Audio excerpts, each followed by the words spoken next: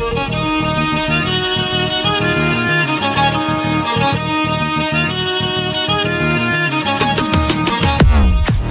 Students, मी आहे Sawant sir.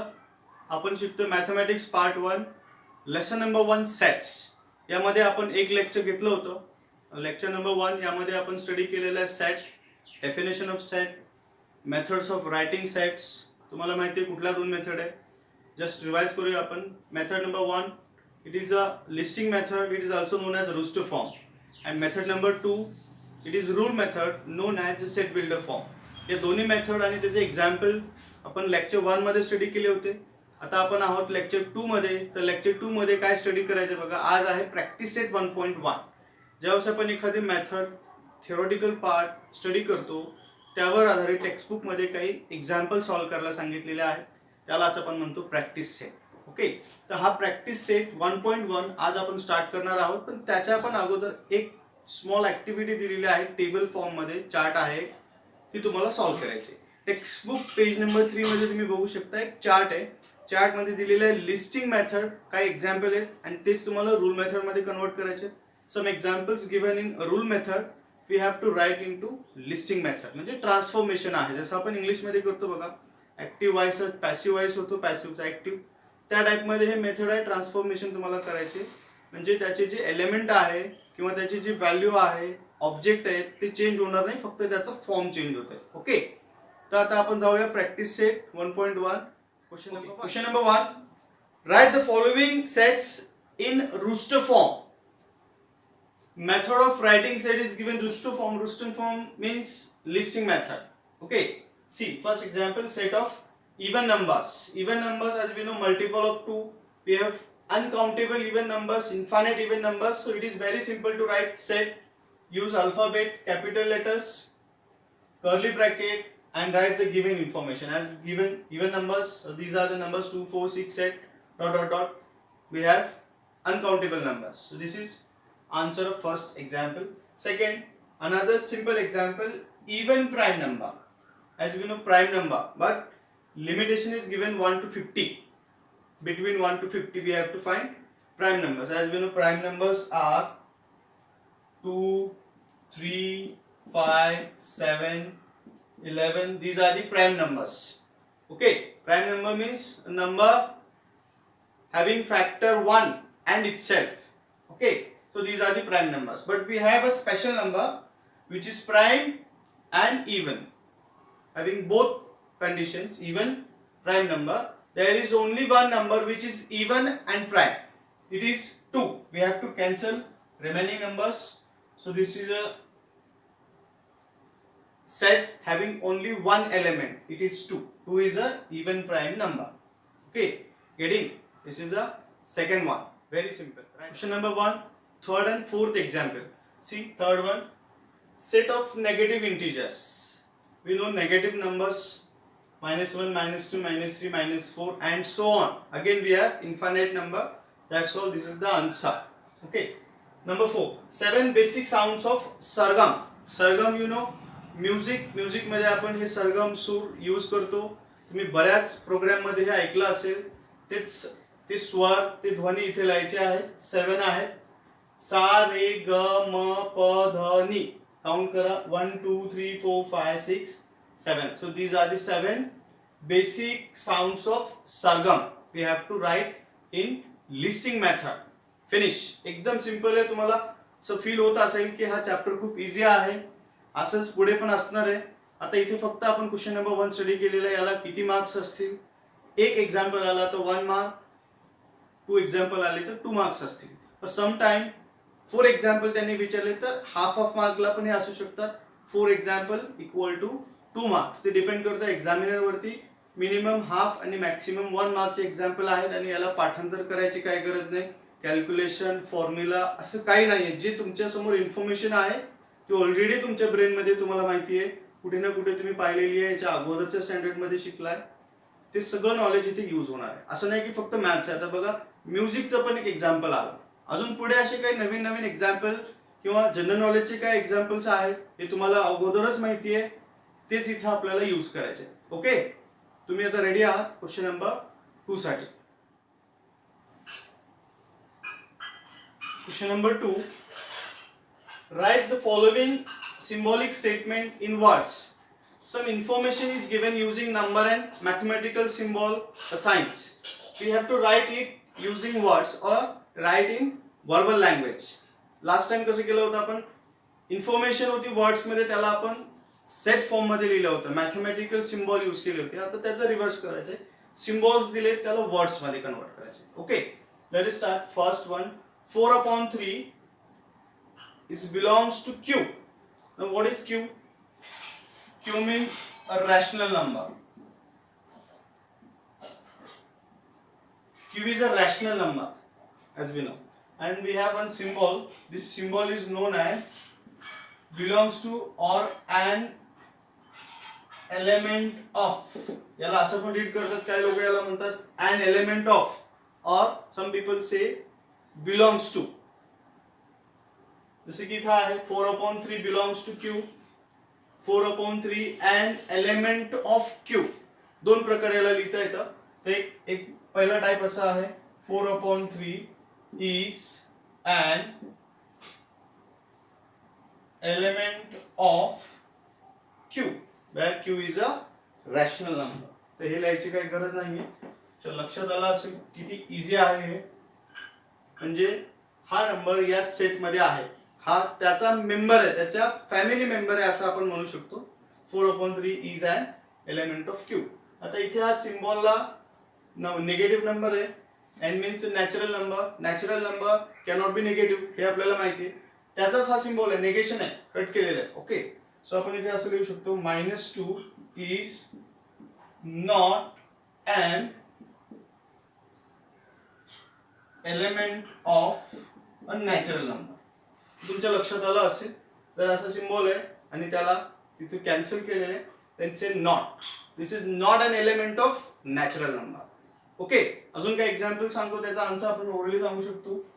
2 belongs to n असं आहे, याला आपण स्टेटमेंट कसं देऊ शकतो, 2 is an element of n or 2 belongs to n. Also we can write 3 belongs to w. What is w? W means whole number. 3 is an element of w or whole number. आता तुमच्या लक्षात आलं असेल, खूप easy आहे, याला आपल्याला फक्त लिहायचं आहे.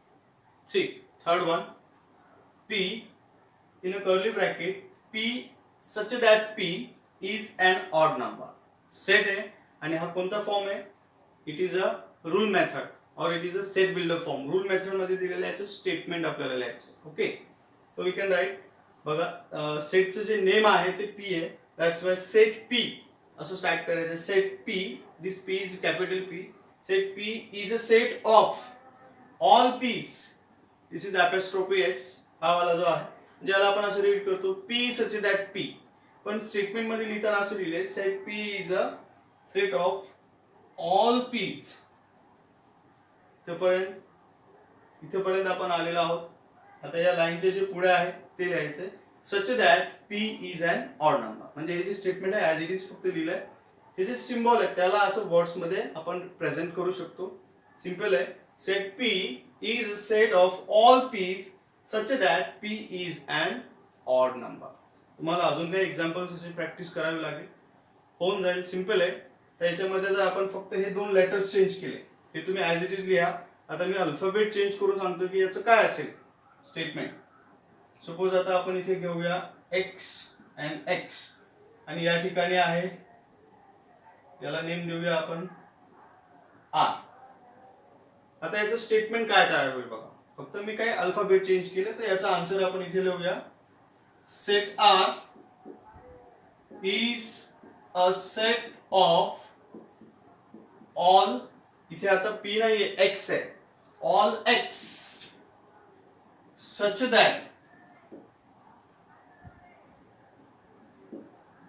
X is an odd number. ह्या ठिकाणी ॲज इट इज स्टेटमेंट आहे, x is an odd number. Important part हा आहे, जे आपण स्टार्टिंगला लिहितोय हेच इम्पॉर्टंट आहे आणि हे प्रॅक्टिसने येऊन जाईल. तर second example, second question number 2 मध्ये फक्त 3च एक्झाम्पल आपल्याला दिलेले आहेत, ते आपले कंप्लीट झालेत. आता आपण बघूया question number 3. Question number 3, write any two sets by listing method and by rule method. तर हा क्वेश्चन कसा आहे, याचं जे आन्सर आहे ते इंडिव्हिज्युअल असणार आहे, प्रत्येकाचं वेगळं असणार आहे. म्हणजे मी जे इथे आन्सर देतो ते फक्त एक सॅम्पल आहे तुमच्यासाठी. तुम्हाला तुमचं ओन आन्सर तयार करायचे, प्रत्येक स्टुडंटचा आन्सर वेगळा आला पाहिजे. Okay, see my example, any two sets by listing method and same example by rule method. Okay, so I choose a table of 3. याला आपण म्हणतो मल्टिपल ऑफ 3 असं आपण म्हणू शकतो वर्ड्समध्ये. 3, 6, 9, 12, 15, 18, 21, 24, 27 and 30. 10 पर्यंतच नंबर घेतले. 3, 10 चा 30 पर्यंत आहे. अजून पुढे लिहिता येतो, पण आपण हे 10 नंबर इथे घेतलेले आहे. ओके, कुठलेही घ्यायचे तुम्ही, 4चा टेबल घ्या किंवा टेबल असलाच पाहिजे असं काय नाही. Random number, natural number, whole number, rational, irrational किंवा अजून काही वर्ड्स घेऊ शकता. Object, colour name, flower name, name of person, each and everything. तुमच्या ब्रेन मध्ये जे काय आहे, इमॅजिनेशन मध्ये जे आहे ते तुम्ही तिथे घेऊ शकता. आता मी इथे नंबर्स घेतले. ओके, तर आता हे लिहायचं आहे आपल्याला इथे वर्ड्स मध्ये. x such that x equal to 3n.